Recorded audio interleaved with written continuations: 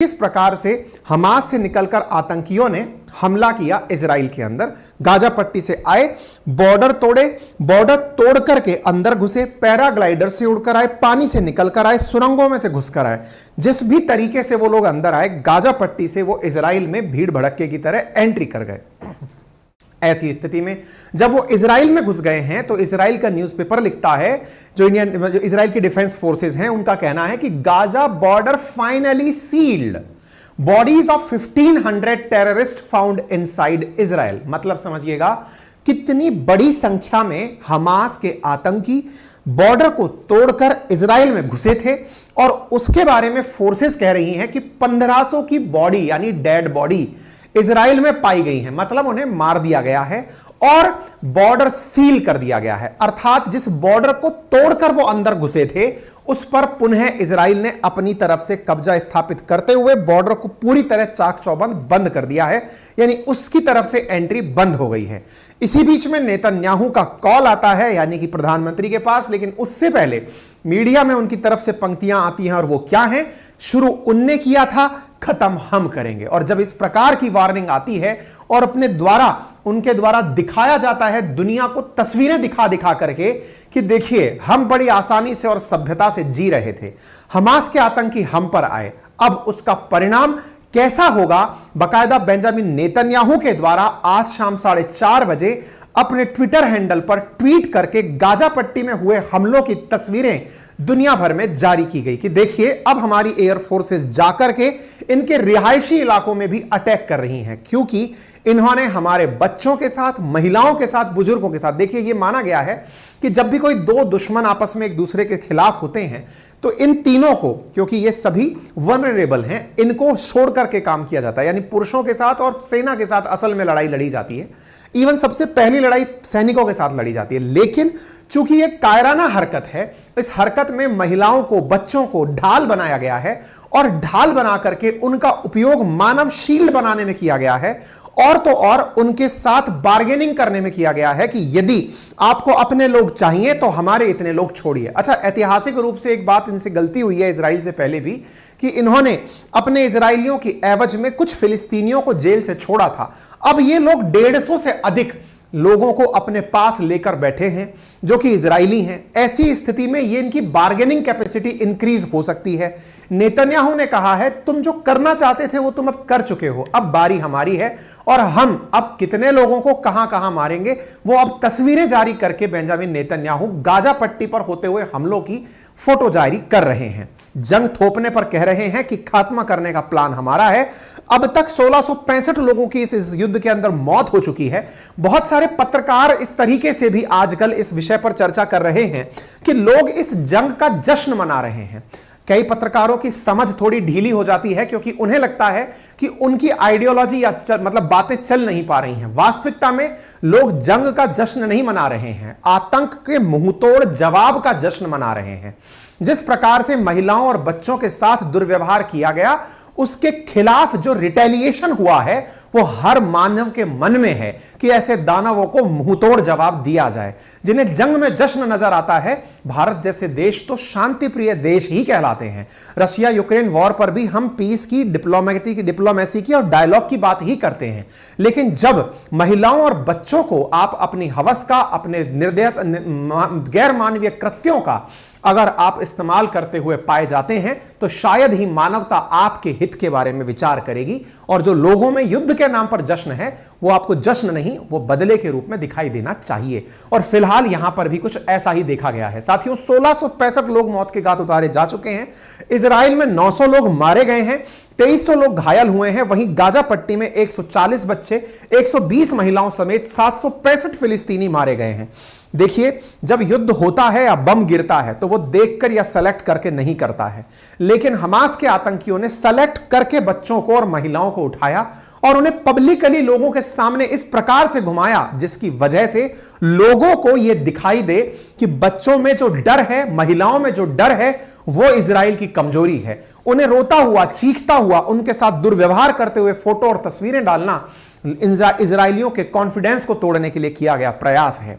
और ऐसी स्थिति में इजरायली एयरफोर्स के द्वारा की गई कार्रवाई दुनिया भर से समर्थन प्राप्त कर रही है, क्योंकि उन्हें लगता है कि आतंक का जब भी इस प्रकार से दुरुपयोग होता है, दुरुपयोग क्या मतलब, आतंक का तो कभी सदुपयोग हो ही नहीं सकता, लेकिन आतंकी घटनाएं जब भी होती हैं तो उस पर दुनिया एक्सपेक्ट भी इसी प्रकार का रिटेलिएशन करती है। तस्वीरें बयान है कि इजराइल और गाजा पट्टी के बीच चल रहा, हमास के बीच चल रहा यह संघर्ष बहुत सारे ऐसे बेकसूरों की जान लेगा जिन्होंने कभी इस युद्ध की प्लानिंग भी नहीं की थी। संभवतया गाजा पट्टी के अंदर छिपे हुए हमास के आतंकी इस हमले में हो सकता है ना मारे जाएं, हो सकता है वो अंडरग्राउंड कहीं अपनी सुरंगों में छुप जाएं, लेकिन वो अपनों की जो कीमत चुका रहे हैं उसको शायद ही कभी कोई समझा पाएगा। खैर, इस विषय पर और भी आगे बढ़ेंगे। और इसी बीच में अंतर्राष्ट्रीय समर्थन के अंदर फिलिस्तीनियों के द्वारा ऑस्ट्रेलिया में खड़े होकर के जूस को गालियां निकाली गई और यहूदियों के लिए कहा गया कि इन्हें तो डालकर गैस चैंबर में ही मार देना चाहिए। इस प्रकार से दुनिया के लोग अब इस घटना को लेकर के बटे हुए हैं। जो लोग कह रहे हैं कि युद्ध का जश्न है, कुछ लोग हमास का जश्न मना रहे हैं कि हमास ने किस तरह से इजराइल को नुकसान पहुंचाया, तो कुछ लोग इस बात का जश्न मना रहे हैं कि इजराइल ने कैसे मुंह का चखाया। देखिए, रशिया यूक्रेन वॉर के समय कोई भी मैच की तरह नहीं ले रहा था, लेकिन फिलहाल यह पूरी घटना एक प्रकार से वर्ल्ड कप से भी ऊपर टीआरपी पा रही है। ऐसा लग रहा है कि लोग वर्ल्ड कप से ज्यादा न्यूज अब इसके बारे में देखने की कोशिश कर रहे हैं कि गाजा और इजराइल में क्या चल रहा है। और इसके पीछे बहुत बड़ा कारण है लोगों का आतंक के खिलाफ नफरत, कट्टरता के खिलाफ नफरत। लोग इसको देखते हैं कि किसी एक कारण से, किसी एक वजह से आप अगर ऐसे लोगों के साथ दुर्व्यवहार करते हैं जिनका किसी भी तरह से आपके संघर्ष में कोई कंट्रीब्यूशन नहीं, बच्चों को तो पता ही नहीं है ना कि अल्टीमेटली देश आपस में लड़ क्यों रहे हैं। महिलाएं जो कि पहले से बच्चों की केयर में इन्वॉल्व हैं, उन्होंने कभी आप लोगों के खिलाफ कोई प्रदर्शन नहीं किया है। अगर ऐसा है भी तो आप इसकी परिणति देख सकते हैं कि दुनिया बट चुकी है। दुनिया आतंक के खिलाफ और आतंक के साथ के नाम पर बट चुकी है। हमास के समर्थन में वो लोग आ रहे हैं जो फिलिस्तीन का समर्थन करते हैं, और वो लोग फिलिस्तीन का समर्थन करते करते आतंक का समर्थन करने लग रहे हैं। और यही कारण है कि दुनिया में बहुत से देश आतंक के ही पालनहार हो जाते हैं। दुनिया भर में आतंक के नाम पर पर्याय बना तालिबान हो या आईसिस हो या हिजबुल्ला हो या लश्कर तैयबा हो या फिर आज आपका हमास हो, इन सभी को राजनीतिक संरक्षण जिन्हें अपनी रोटियां सेकनी हैं उन्हीं की वजह से मिलता है। और आप देख सकते हैं कि इसकी कीमत एक आम नागरिक को, जिसका कोई भी इस बात से वास्ता नहीं है, उसे चुकाना पड़ता है। आतंक एक शॉर्टकट तरीका बन गया है जिसमें डिफाइंड रूल के अनुसार कार्य नहीं करना पड़ता। खैर, फिलहाल के लिए इजराइल के द्वारा अपने लेवल पर सारे जो बॉर्डर्स हैं उन्हें सील कर लिया गया है। हमास के खिलाफ जंग के चौथे दिन इजराइल के प्रधानमंत्री नेतन्याहू ने प्रधानमंत्री नरेंद्र मोदी को फोन किया, यानी उनकी तरफ से फोन आया। इसका अर्थ यह है कि वो भारत के लोगों के प्रति अपनी थैंक यू बोलने के लिए कि जो समर्थन इंडिया के द्वारा दिया गया है इस आतंक के खिलाफ इजराइल का, उसका वो धन्यवाद कर रहे थे। और दूसरी तरफ जो भारत के लगभग 18,000 लोग इजराइल में फंसे हुए हैं, उनके बारे में भी भारत के प्रधानमंत्री को अपनी तरफ से सूचना दे रहे थे। कहा कि भारत के लोग इस मुश्किल घड़ी में इजराइल के साथ हैं, हम हर तरह से आतंकवाद के खिलाफ हैं।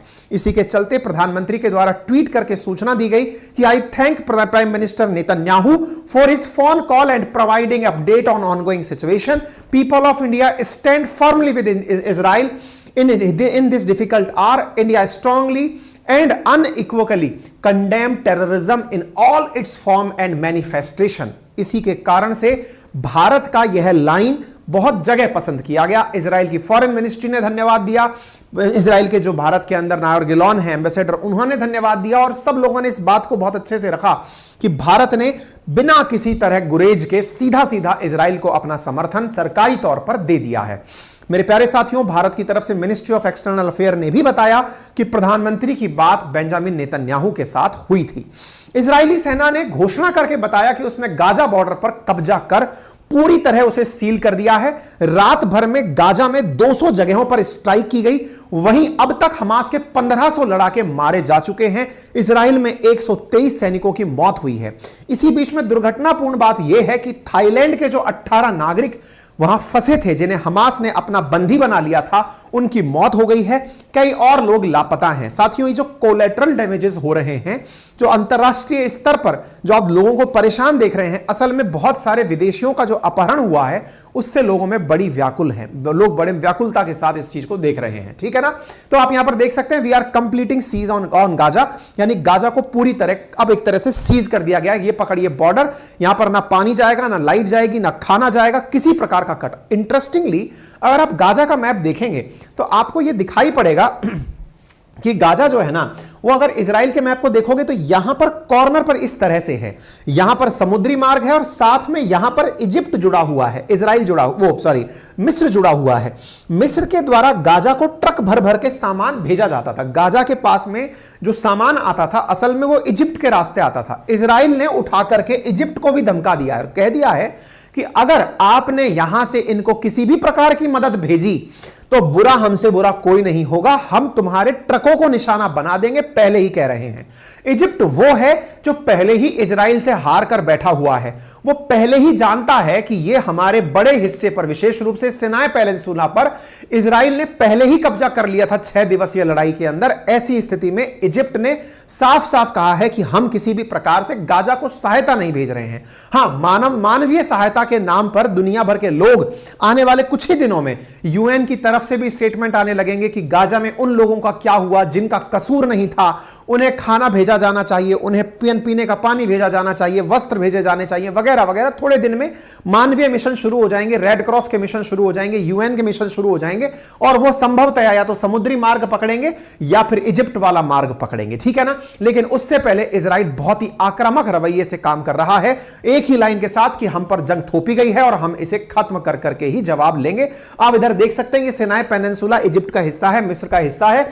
यहां से गाजा के अंदर मतलब जो भी अभी तक रसद आपूर्ति की जा रही है उसको अभी इजराइल ने पूरी तरह धमका दिया है। अब इस बात से एक अंदाजा और निकलता है, और वो ये है कि संभवतया आने वाले समय में ये जो गाजा वाला हिस्सा आप देख रहे हैं, इस पर यदि इजराइल से किसी भी प्रकार की ऐड पहुंचना बंद हो जाए, इजिप्ट से ऐड पहुंचना बंद हो जाए, तो जिस गाजा पट्टी से हमला हुआ है संभव है कि इजराइल इस पूरे हिस्से पर कब्जा कर ले।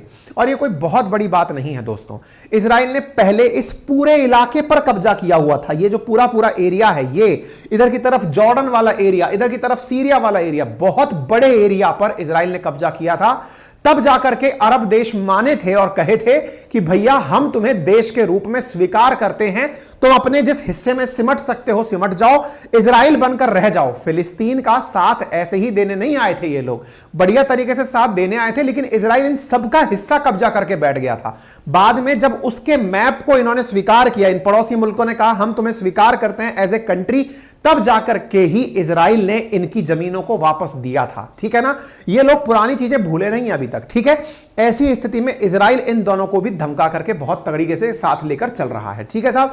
तो वी विल फिनिश इट, ये कह चुके हैं। और मुझे जो लग रहा है आने वाले समय में संभवतया इस गाजा वाले इलाके पर पूरी तरह इजराइल के द्वारा कब्जा स्थापित किया जाएगा, ये मुझे लगता है, क्योंकि जिस इंटेंसिटी के साथ ये चल रहे हैं। इनका सीधा सा कहना है कि 1973 में जो हमारा युद्ध हुआ था ना, उस समय हमने अपने रिजर्व फोर्सेस को यूज किया था। आज जाकर हम वापस से अपनी रिजर्व फोर्सेस को यूज कर रहे हैं। रिजर्व फोर्सेस का मतलब मैंने पहले भी बताया है कि इजराइल का हर नागरिक सेना में होता है, लेकिन हर समय सेना के काम की आवश्यकता नहीं होती है। युद्ध के समय ही वो लोग युद्ध में आते हैं, बाकी जाके कोई इंजीनियर बन जाता है, कोई डॉक्टर बन जाता है, कोई प्रधानमंत्री बन जाता है। इस तरह से इजराइल का काम चलता है। जिस प्रकार से भारत के अंदर भी बहुत सारे लोग आज सेना में हैं, और सेना से जब रिटायरमेंट लेकर आते हैं तो कई प्रशासकीय सेवा में चले जाते हैं, कहीं कोई टीचर बन जाता है, कहीं कोई एडमिनिस्ट्रेशन में आ जाता है, इस प्रकार से चलते हैं। ऐसे ही इजराइल में भी है। इजराइल में लेकिन ये पूरी तरह से ऐसे है कि युद्ध के काल में सब लोग छोड़ छाड़ कर वापस युद्ध में हो लेते हैं। अपने देश में अभी चूंकि बहुत अच्छी सेना है तो हम लोग इस तरह की अभी रिवर्स गतिविधियां नहीं रखते, लेकिन फिर भी पूरी तरह से तैयारी रखते हैं अपन लोग। ऐसे यहां पर तो पूरा सीन ये रहता है कि तुरंत छोड़ो, चलो भाई वापस से युद्ध में चलना है। तो ऐसी स्थिति में इन्होंने ट्रेंड तरीके से 4 लाख अपने सैनिक रखे हुए हैं, उन्हें वापस बुला लिया कि तुम आ जाओ, बॉर्डर पर पहुंच जाओ। अब ऐसी स्थिति में इजराइल के अगर 4 लाख सैनिक गाजा पट्टी के इतने से बॉर्डर पर अगर पहुंच रहे हैं, इसका मतलब यह है कि आगे कुछ भयानक इजराइल करने की प्लानिंग कर रहा है। लोग बकायदा यूक्रेन से कंपैरिजन करने लगे हैं गाजा पट्टी का, कि जिस प्रकार से रशिया ने यूक्रेन को तबाह किया, ऐसे ही इजराइल ने अब गाजा पट्टी को पूरी तरह तबाह कर दिया है। विशेष रूप से होता क्या है ना, जब आतंकी हमले होते हैं तो रिहायशी इलाकों को टारगेट नहीं किया जाता है। अब मुसीबत ये हो रही है कि गाजा पट्टी के जो रिहायशी इलाके हैं इन्हें भी अब सिंपैथी नहीं मिल रही है। पहले ये होता था कि गाजा पट्टी के किसी भी रिहायशी इलाके में जहां लोग रहते हैं, बच्चे रहते हैं, मासूम रहते हैं, ऐसी महिलाएं रहती हैं, उन स्थितियों को कोई भी दुनिया का देश एंडोर्स नहीं करता, बोले नहीं यार इनको टारगेट मत बनाओ। लेकिन इन लोगों ने मानव ढाल बना लिया इस चीज को, इजराइल की कमजोरी बना लिया कि ये लोग इन क्षेत्रों पर हमला नहीं करेंगे और हम लोग इनके देश में घुसकर हमला करके खुद के गाजा वाले हिस्से के अंदर बनाई हुई टनल में जाकर छुप जाएंगे। तो ये लोग तो जैसे होता है ना, टिड्डों का अटैक हुआ, अटैक होकर के जब उनको मारने की बारी आई तो चूहों की तरह जाके वापस बिल में छुप गए। तो ऐसी स्थिति में अटैक का होना और बिल में छुपना, इस स्थिति में कीमत किसने चुकाई? कीमत चुकाई एक तरफ इजराइल के अंदर उन छोटे बच्चे और महिलाओं ने, और दूसरी तरफ गाजा के अंदर प्रतिक्रिया स्वरूप हुए इन दोनों ही हमलों में। यहां पर भी बहुत सारे बेकसूर बच्चे, महिलाएं, वृद्ध सब मारे गए हैं। अल्टीमेटली दोनों देशों ने अपने लोगों को खोया है। और विशेष रूप से एक बहुत अच्छी पंक्ति है कि असली कीमत कौन चुकाता है युद्ध की? महिलाएं चुकाती हैं। क्यों? या तो उनके पति मरते हैं, या उनके बच्चे मरते हैं, या फिर उनके मतलब फादर मरते हैं, है ना। तो अब आप कहेंगे सर बच्चों के भी तो फादर होते हैं, बिल्कुल सही कह रहे हैं, लेकिन सेना में अक्सर दुनिया के देशों ने पुरुषों को जाते हुए देखा है। और ऐसी स्थिति में जो जीवन पर्यंत जिन्हें कीमत चुकानी पड़ती है उनमें महिलाओं का बहुत बड़ा मतलब दुखद एपिसोड होता है। अब यहां पर ये जो आपको तस्वीरें दिख रही हैं, ये हो सकता है आपके मन में एक दारुण दुख पैदा करें कि यार ये कैसे हुआ होगा, क्या हुआ होगा। लेकिन है जो भी है, आज ये जो आप घर इजराइल में आग लगती हुई देख रहे हैं, जिस प्रकार से इजराइल के अंदर आकर के आतंकियों के द्वारा हमले किए जा रहे हैं, उसके कंपैरिजन में इजराइल द्वारा जो गोले गिराए जा रहे हैं वो दोनों एक दूसरे के, वो कहते हैं ना कि दोनों तरफ से अगर हमले हो रहे हैं तो फिर ठीक है, एक दूसरे से जस्टिफाई किया जा रहा है कि everything is fair in love and war. तो अब तो वर्ल्ड वॉर का सा सीन है। तो ऐसी स्थिति के अंदर यहां पर तो पूरा दुनिया बटा हुआ है। तो नेतन्याहू की भी सारी बातें सब जगह सही हो रही हैं, ठीक है, वो कह रहे हैं। असल में अब इजराइल ने भी एक तगड़ा काम किया है। पहले क्या करते थे ये लोग, गाजा पट्टी पर जब हमला होता था तो ये लोग दुनिया भर से समर्थन जुटाने के लिए बहुत सारे देश आकर खड़े हो जाते थे कि देखो वहां पर ऐसा हो रहा है, वहां पर बच्चों को, महिलाओं को टारगेट किया जा रहा है, इतने लोग मारे जा रहे हैं। इजराइल ने इस बार अपने लोगों को सामने लाकर खड़ा कर दिया कि देखिए चश्मदीद दिखाते हैं आपको, जिन्होंने उस हमले को देखा है, हमास के आक्रमण को देखा है, अपने होते हुए अटैक को देखा है, उनसे मिलो। इजराइल के जो लोग हैं जिन्होंने अपनों को खोया है, उनके दुख दर्द को देखो। और ऐसी स्थिति में जब ये अपने द्वारा इस तरह की पीड़ा बोल रहे हैं तो निश्चित ही लोगों में भी अब इजरायली लोगों के प्रति सिंपैथी जाग रही है कि यहां पर बहुत, आज आप मीडिया नोटिस करिएगा, अपना लोकल इंडियन मीडिया नोटिस कीजिएगा, आपको क्या लगेगा, जैसे हमारे राजस्थान में एक पुष्कर करके स्थान है जहां पर बड़ी मात्रा के अंदर इजरायली आते हैं, ऐसे ही हिमाचल के अंदर, कसौल के अंदर काफी बड़ी मात्रा में इजरायली आते हैं। अब उन्हें जब पता चल रहा है कि उनके परिवारजनों के साथ कुछ हो गया है, उनकी खबरें मीडिया में छप रही हैं। इससे क्या हो रहा है ना, पब्लिक सेंटीमेंट उनके साथ क्रिएट हो रहा है कि उन पर आतंकी हमला हुआ। और हम लोग ना इस चीज को बहुत अच्छे से रिलेट करते हैं क्योंकि इंडिया की तो संसद तक पर आतंकी हमला हो रखा है। इंडिया की तो कई फिल्में जो कि रियल घटनाओं को दर्शाती हुई बनी है, जैसे हमारी मुंबई में ताज होटल पर हमला हुआ, मुंबई में जब आतंकी हमला हुआ, हमारे यहां पर हमले बड़े ही कॉमन तरीके से ऐसे हुआ करते थे कि आतंकियों ने कभी टिफिन में बम फोड़ दिया, कभी कहां बम फोड़ दिया। इंडिया पीड़ित है तो ऐसे दर्द को समझ पा रहा है, और समझ पा रहा है तो मीडिया उस जगह को कवर कर रही है, दिखा रही है कि देखिए ये इजरायली, एक तो आज खबर थी कि इजरायली परिवार था जिसको पता चला कि उसके बच्चों के साथ में वहां दुखद घटना हुई है, वो शॉक में ही मर गया, है ना। तो ऐसी स्थितियां अब जब पब्लिक में आ रही हैं तो सिंपैथी का जो कार्ड था पहले, जो गाजा पत्ती खेला करता था, अब वो इजरायलियों के साथ जुड़ता चला जा रहा है। ऐसी स्थिति में वेस्टर्न वर्ल्ड एकदम क्लियर कट होकर सामने आ गया है। ऋषि भैया प्रॉपर तरीके से सामने आकर कह दिए हैं कि देखिए कोई हमको पूछताछ नहीं करनी, पूरी तरह से यूके साथ है इजराइल के, और वो हर स्थिति में उनके साथ खड़ा रहेगा। उन्होंने बकायदा भाषण देकर के अपनी तरफ से बात कह दी, यानी कि अमेरिका के नाटो सहयोगी, और वो साथ में आकर के बोल दिए हैं कि भैया इजराइल तुम संघर्ष करो, हम तुम्हारे साथ हैं, ठीक है ना। इसी प्रकार से अमेरिका साफ साफ कह दिया है स्टैंड विद इजराइल। आप यहां पर देख सकते हैं कि अमेरिका के राष्ट्रपति का जो घर है, व्हाइट हाउस जो है, उसको इजराइल के झंडे के रंग में रोशन कर दिया गया है, यह दिखाने के लिए कि हम इजराइल के साथ हैं, यानी अमेरिका इजराइल के साथ है। और यदि किसी को यह पता है कि अमेरिका इजराइल के साथ है तो कोई आगे बढ़ने की हिमाकत मत करना। यह दर्शाने के लिए बहुत बड़ा एक स्टैंड है, स्टेटमेंट है कि इजराइल के समर्थन में किस तरह अमेरिका आया। आप यहां पर प्रेसिडेंट बाइडेन का खुद का ट्वीट है कि today America says clearly to the Israeli people, to the world and to the terrorist everywhere that we stand with Israel, that will never change. हम कभी भी इस चीज में नहीं पलटेंगे और हम इजराइल के साथ खड़े हैं। यह बहुत स्पष्ट और लाउड स्टेटमेंट है। इसी प्रकार से आप जो पेरिस के अंदर जो एफिल टावर है वहां पर खड़ी हुई इस लाख हजारों की संख्या में जो भीड़ है, इसे देखकर अंदाजा लगा सकते हैं। आप देखिए जरा इस भीड़ को, एफिल टावर को भी इसी प्रकार से यूनिटी दर्शाने के लिए लाइट से रोशन किया गया। आपको ये चीज आपको लगेगा ये सब लोग यूनाइटेड होकर के क्यों साथ दिखाना चाह रहे हैं, क्योंकि लोग बट रहे हैं इस चीज को लेकर के, मोबिलाइज हो रहे हैं। आप देखिए दुनिया भर में लोग बटे हुए हैं।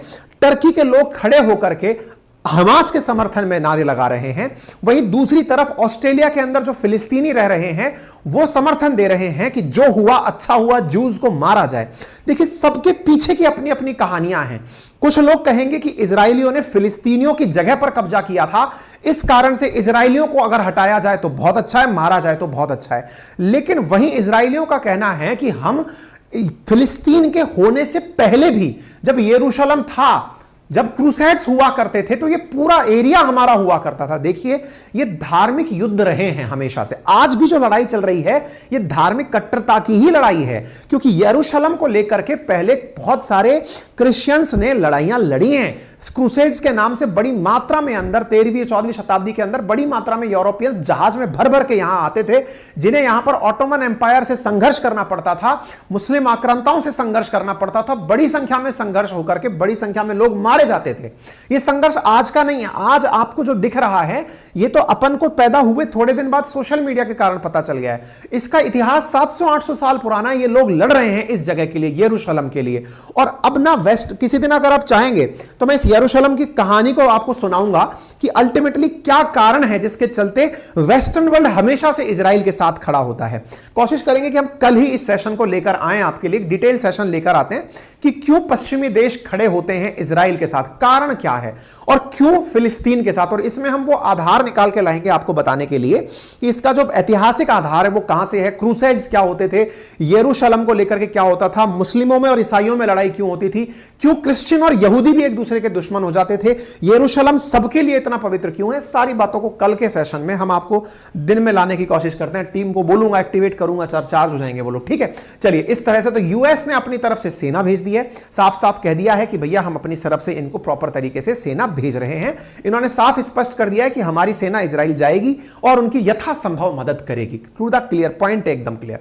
इसी प्रकार से press release United nation human right council ने कही है कि यूएन इंडिपेंडेंट इंटरनेशनल कमीशन है जो कह रहा है there is already clear evidence that war crimes may have been committed in Israel and Gaza and those targeting civilians must be held to account, say the UN commission of inquiry on occupied Palestinian territory including East यरूशलेम। अब देखिए इसमें क्या है, human right council, obvious सी बात है कि ये ह्यूमन राइट्स की बात करेगा। और आप और हम जिस चीज से सबसे ज्यादा दुखी हैं वो क्या है कि बच्चों और महिलाओं के साथ अत्याचार हो रहा है। कुल मिलाकर के हमारा जो सबसे बड़ा दर्द है, चाहे फिर वो गाजा पट्टी वाली साइड में खड़े हो चाहे उस साइड में खड़े हो, इवन हमारे दुश्मन पाकिस्तान मुल्क भी जब कटोरा लेके खड़खड़ा होता है, बच्चे भूख से त्रस्त होते हैं, हमारा उनके प्रति भी दया होती है। तालिबान के भी शासन वाले अफगानिस्तान में हम अपनी तरफ से गेहूं भेजते हैं कि यार इनको भूखा मत मारो।